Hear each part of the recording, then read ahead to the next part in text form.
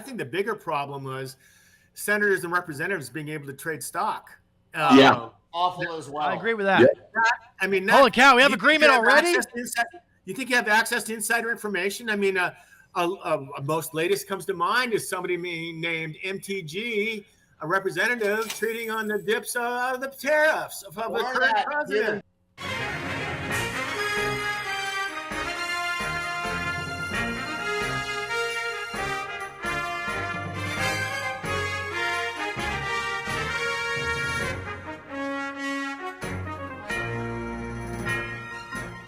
Welcome to Third Side Convo with your host, Bob Phipps. Your panelists today are Ted Johnson, Jeff Nolan, Johnny Dunn, and oh no, Joeboy, and now your host, Bob Phipps.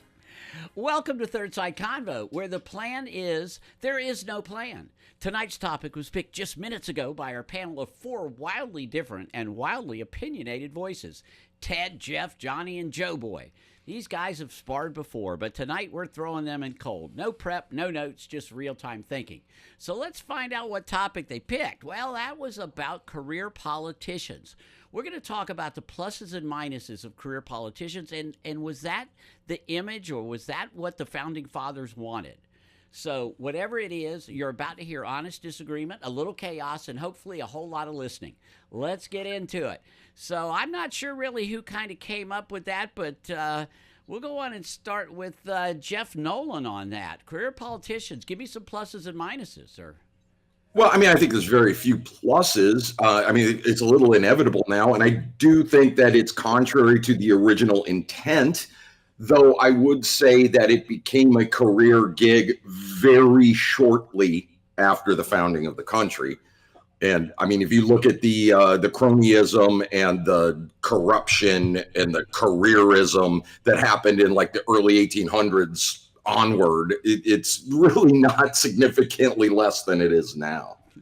It's a bad thing, is my point. Okay. Johnny Dunn, what do you see to this?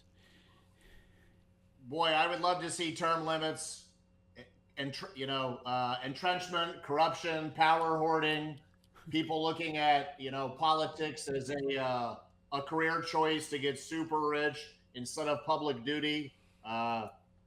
There definitely needs to not be career politicians. Just look at the world right now. Enough said.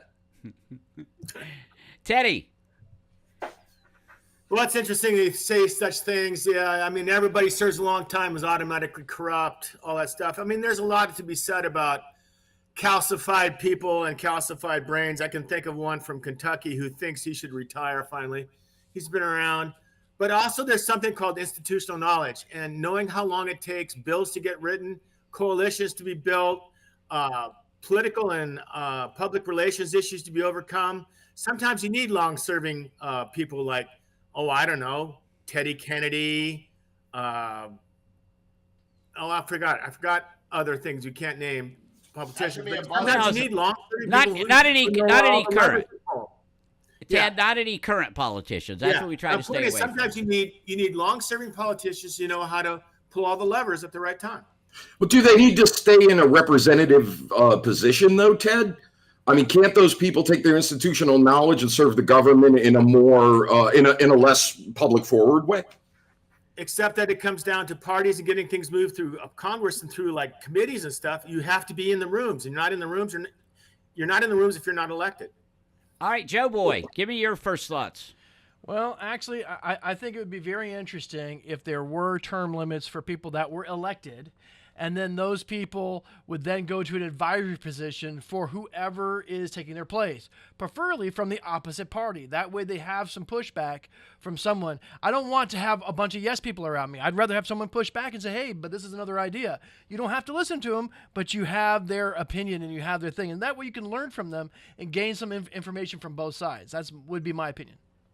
So it's not all bad having experienced people around. Jeff, what do you do with that? Like you said. Well, I mean, Ted's not wrong, man. Obviously, institutional knowledge is crucial. I think that where we bump into a problem is what we're experiencing right now, at least from my perspective, is just the geriatric nature of representatives and the sort of insane incumbent retention that we have in this country. I mean, if you're an incumbent, it's almost impossible to beat you. And no matter how much of an idiot you are, it's almost impossible. You're right about that, Jeff, at the senator level, but at the House of Representative level, if you talk to especially newcomer or young representatives who've been less than 4 years, 80% of their time is not legislating, is less legislating or conferring with their citizenship. 80% of their time is fundraising. Yeah. As soon as you get in, the next thing you're doing is you're raising a fundraiser to get more money. Oh yeah, they got halls with cubicles and they make them go call, and then committee seats and assignments are based on how much money you raise, not on what you're good at. The problem is that sometimes the young people come in, new representatives come in, and all they do is raise money, and they don't get totally involved in how to create laws or understand the issues that face America. Well, it's interesting because there are three representatives recently that could not be more ideologically separated, who came together on this very issue, one of whom I can't name because they're still serving, the other one being Matt Gaetz. And both agreed that was a nightmare problem and refused to do it. And one of them is incredibly successful. The other one got kind of run out on a rail thinking he was going to be attorney general, but that's another story for another day. Well, okay. But the point being, they came together on that issue. What was the issue? Some people, they are elected in the office, and they have the right to keep going as long as they keep getting elected. Is it wrong that they're fundraising and all that? Yes, I completely agree. I'd rather them do their job than spend their time fundraising. I think they should be able to hire a fundraising committee and be done with it, and I don't think they should be using taxpayer money to do it. I think they should focus on their job. But there are people that are not elected, people that are placed by an administration and saying, here, you were given this position, and the next administration can change them or keep them. I still think that person should be offered an advisory road to the next person so they can learn how to deal with institutional knowledge, how to deal with the best steps, and how to go for the next forward steps in that job. See, Joeboy, I think you got it wrong. If a senator leaves and takes a position in the administration, the governor gets to pick the senator.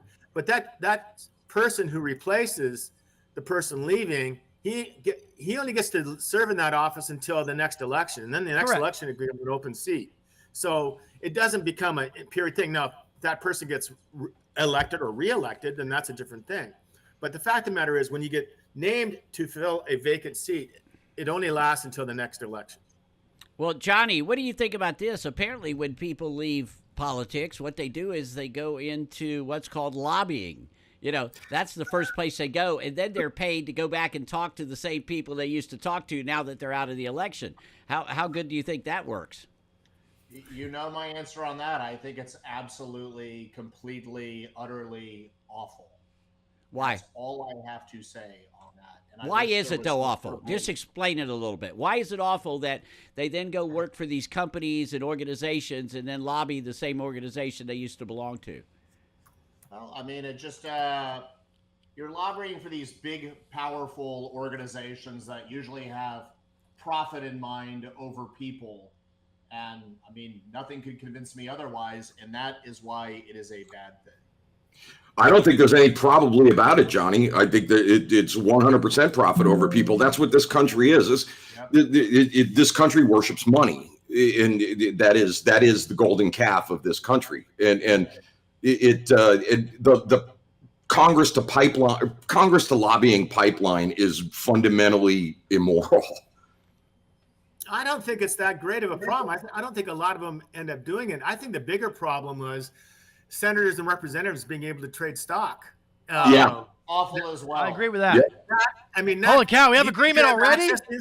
You think you have access to insider information? I mean, most latest comes to mind is somebody being named MTG a representative treating on the dips of the tariffs of the Or current that human president. being Oh, whose what husband could got that be? attacked out of California. Boy, she sure is worth a lot of money. Yeah. these days. Who's that? Absolutely. Who's that? All right, not too much direct here. We're getting close. Yeah, there. she's got to go too, Johnny. Who's that, Johnny? I didn't hear. Who was it, Johnny? What'd you say? I'm sorry, I just Some didn't. lady in California whose husband got attacked. Boy, she Oh, sure yeah, has okay. been Little one of the too most specific. profitable stock trading ones, along with that guy who's in the the Oh, former so- military veteran. Okay, as well, so just are so we- I don't show bias. Okay, are we saying that you shouldn't be allowed to make money with insider tips that you learned from being in Congress? Is that what we're saying? Yes. It's supposed to be service. You're No, and I supposed know to be the helping argument the is they community. don't get paid enough, so that they should be able to do that. But I don't give a shit. Bob, if you or I did it, we would get a knock on the door from the They SEC. want a Martha Stewart. Well, Yeah. let's just put it this way. I think if there's any access to inside information, it's in the halls of Congress. You know what's going to come up. Some legislation's coming up. Even just the talk of legislation coming up can make a stock price go down or up. So Yeah. Well, I loved it. Well, Or Wes, remote. yeah. Go on, Jeff. I mean, to Ted's point, it's not even about like necessarily specific legislative information. It's about what they know somebody's going to say or what the perception is going to be. Because, and as we've seen over the past few months, a tweet Yeah. can tank the market. Yeah. And then a subsequent tweet from the same person can rise the market. And all the cronies knew this was coming, and they bought in on buy the dip. Oh God, the love of money is just what is going to destroy us all. Johnny, you know about the love of I money. agree What with that. Jesus said. What did Jesus say about the bankers in the church? I can't remember. What is it, Johnny? Look, Come on, Johnny. What is it? I think all churches should be paying taxes. I think it's completely that's good to hear. disgusting. Good to hear, Johnny. And by the way, just so you know, I am not a fan of churches. If they were businesses, they're churning out a crappy product. All you got to do is pay attention for 5 minutes. Nobody needs a middleman to have God in their lives. Good You go point. directly to the source. Great point, Johnny. Very, very good point. Well, oh my God. Well, I think we're going to take a break on that one. I can't believe that this is like, I apologize for those watching that were expecting there to be more disagreement, and this whole friendship thing that he throws up in multicolors is just too much, but that's okay. We got to take a break from our sponsor. We'll be back for our second segment, but please subscribe on thirdside.com, go on Facebook, thirdside.com, and YouTube. Go right on. We'll be right back. Aw, Dad, my computer's slow again and I can't play my games. Call Your Computer Solutions today, and we will scan for virus up remotely and make it fast again. Our phone number is 407-826-0810. Thanks, Dad, my computer's fast again. Now I can do my homework. Thanks for calling Your Computer Solutions at 407-826-0810. The Tibia Show would like to thank Boggy Creek Airboat Adventures for being one of our sponsors. I got to go on an airboat and saw a real gator. I even got to go to the gem mine and mine for some gems.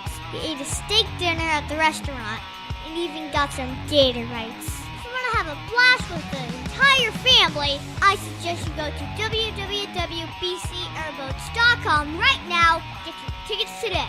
The website again is bcairboats.com. All right, we're back. Now, one thing I'd like to go back to a little bit, in this show, as you can tell, we don't always disagree on stuff. And the issue of politicians, well, let's face it, I think the political, what do you look at polling, and what is it, 21% or 15% or something like that? Congress is pretty low on, I think, under used car dealers. But Johnny and Joe brought up the idea of term limits. Y'all didn't talk about that. Ted, if you and Jeff could just throw a little bit out of it into that, please.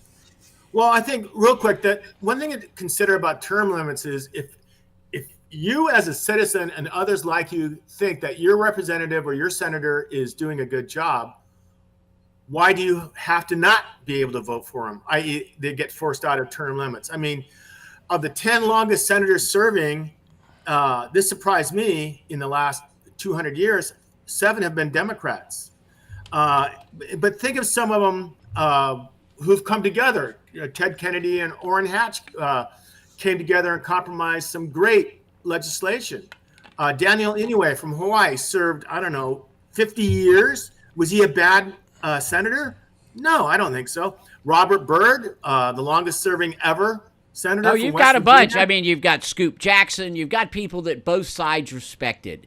But Yes. you've got a lot of people that both sides don't respect, and it's term. Jeff, can you see term Well, limits I coming mean, in? to me, it's not about like a strict term limit. Like, okay, you're a congressperson, you come in and serve 4 terms, 8 years, whatever.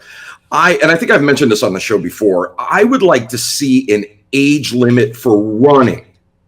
So, for example, you can let's just arbitrarily say 70 is the oldest you can be and run.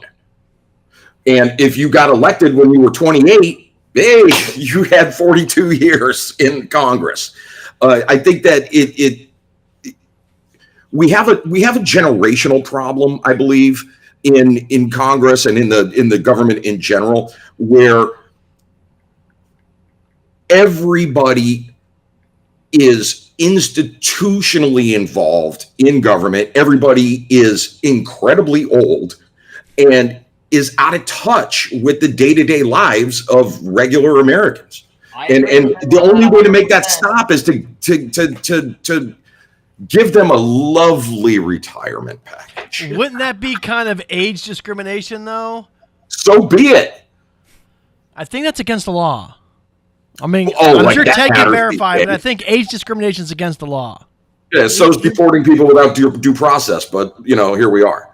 You both have the right idea, but I think what it comes down to is when you see a very effective senator, long-term serving senator, Dianne Feinstein at the end, just being unable to really cognitate, that's a bad word, but get through the day without some type of brain malfunction. It's time. What it comes down to is a public relations program, usually by her own staff and others around her, and say, or him, and say, by the way, Doc, your time has come. And you got to get them to believe it. The problem is this is what people do. This is their ego, and they think the institution may die if they leave. Well, I think that it's going to happen whether they want it to or not, because younger people are going to force it. And that's kind of, if it comes down to it, then so be it. That's the way it has to be. It's really hard to vote out someone who's been in there a while and has the money from And has the money. the You're right, state. Joeboy. You're If you're absolutely wealthy, right. you can do stuff. I learned a lot because I was trying to help pass a law here in Orlando and in Florida. And I was trying to pass a law for medical marijuana, which is not a Democratic or not a Republican thing. But I wanted it for medical purposes only. And I worked really hard for it. And guess what I learned? I was able to get all this stuff done, but only $500,000 raised, and you have to have $2 million to prove the signatures. You got to get 1 million signatures, and it costs $2 per signature. So therefore, if I don't have $2 million, oh well, I can't even get a law on the ballot. And so you have to be rich, and that sucks. You have to be This rich to country get worships elected. money, Joe. And so what do you do with that? How do you get anywhere if you have good ideas? I got great ideas to help the homeless, but I can't run for anything. I'm not rich. I'm definitely nowhere near that department. You could run. You would just not. You would run out of funds real fast. That's all. Well, the most dangerous politician to the entrenched establishment is somebody whose fundraising base is small donor and grassroots. And we saw that with the current president. We saw that with a much maligned congressperson who's having incredible success. These are people whose donor base was, at least for a long time, was small donor. So if they raise a lot of money, it also means a lot of people, as But with those opposed lot to of people, you have to have an infrastructure, and that infrastructure costs. That infrastructure requires a lot of bodies to be volunteers or to get paid to build that out. Trust me, I've been in these environments. It costs Well, a and lot. now we're in a position where the more histrionic and idiotic you are in public or in social media, and the more incendiary things you can get sound bites on, the media, the more likely you are to get unhinged donors and get people of dubious intelligence fired up behind your lies. Hey, Ted. And we see it every single day. And I'm Hey. not even putting that on a partisan side. I got it. It's true. Yeah, What's up? Ted, question is, what's the average campaign cost these days? To try to run for Congress, what does it At take? what level? At what Let's say level? Congress or senator, what does it cost? Look it up. Oh, That must be senators. It all depends. If you're in California or Texas, it's $50 million, maybe $100 million for senator. For a representative in eastern New Mexico, it might be $200,000. It's media markets. It's how big your population is, which is mailers, direct mail. It's local TVs, nothing. Matter of fact, they beg you to come out so they have something to shoot. Whereas you got to put on a big event in Houston, Texas to get all the TV coverage you need. So it all depends. $100 million, easy for a senator in a major state, and $100,000 for, like I said, East New Mexico. I guess, does that make sense? Johnny, does that make sense? You've got to have that type of money to run for an office. It's very unfortunate, and it just makes it rife for corruption, and it's sad that that's what it has become. So the point is not have the money, it's being able to get people to give you the money. That's the issue. Right, exactly. And what do you have to give them? Cash, right. The things that you have to promise the big donors. I mean, you know, the people who have that kind of cash to throw at a campaign, they don't do that out of altruism. You know, they do that because they expect something in return. So, Jeff, if you're going to give me $10 million to run, you're expecting a little quid pro quo? I am. I'm expecting a lot of quid pro quo. A lot. So me saying, hey, I got a way that we can help homelessness probably is not going to get me running for office anywhere. Yeah, even though that would be a legitimately altruistic and important thing to do. God help us. Johnny, what you can do is you can saddle up to people like the Koch brothers who run factories and refineries, and saddle up to them and say, you'll do your best to reduce pollution emissions, or maybe don't worry about coal slough falling into creeks, and let them build a big factory in your backyard, and then maybe they'll give you $100 million. Isn't it now only the Koch brother? No, you might be. I think it's the Koch, wow. but it's Koch Enterprises. Is that where you went? Is that where you took it? But still, it's the Koch Enterprises. So there you go. Yeah. And so there's Johnny, no more Allman Brothers left either. Huh? What's that? I said there's no more Allman Brothers left either. So the Koch still has one. Well, I'm going to say this is pretty much a kumbaya show, because we all seem to be interested in, yes, having some sort of limits. Okay. What those limits are, we can disagree with. What changes and what does a change bring? So what has to change? Term limits? I don't think term limits are an answer. I think we remove some of the money in the running. They want it, but they'll never vote for it because they don't want that, because they want their corruption and power and money. Say that, Johnny, again. I'm sorry. Johnny, what? Say that again. I'm sorry. If you look at the polling, the American public is by and large all for term limits, and that's exactly why the politicians will never vote on it, because they don't want that, because they don't want term limits for all of the wrong reasons of the power and the entrenchment and the money grab and the power hoarding. It makes too much sense to do it. And I don't care if you need some long-term thing in there. That needs to change then, because like Jeff said, you know, these people get so disconnected from everyday life. And man, every 8 years, 10 years, having a fresh perspective in there, the American public would wildly get behind that. See, I disagree. I think you look back 160 years, it took 20 years to talk about getting rid of slavery until it finally did. We can move much faster now with AI. Oh, I agree. I wholeheartedly agree. Except the way that our system is set up is that it's easy for the minority to disrupt the movements of the majority. You have to get a coalition of usually 60% of people to make any legislation move through the Senate to become either a law or something that has to be approved by the president. So it takes a coalition of both or diverse interests to get something passed. And it takes a long time. I think there are two things that would go a long way to getting to where we're talking about. Number one, get rid of Citizens United. I mean, how does anybody rationalize that? Get rid of it. And then I'm a broken record here, but I think there should be an upper age limit for when you run. Not a term limit for how many terms you can serve, an upper age limit for running. Boy, Just like there's a mandatory retirement age in lots of industries, and the American public would get behind that as well. So, all right. Well, we've got to take our next break. We got to take our next break, everybody. Y'all are doing great. So please subscribe, YouTube, thirdsideconvo.com. Like us on Facebook, and we will be right back with our real Kumbaya segment. What they agreed with on the other side. We've had a lot of that tonight. We'll be right back after our commercial. Corona Cigar Company is your one-stop shop for all your cigar needs.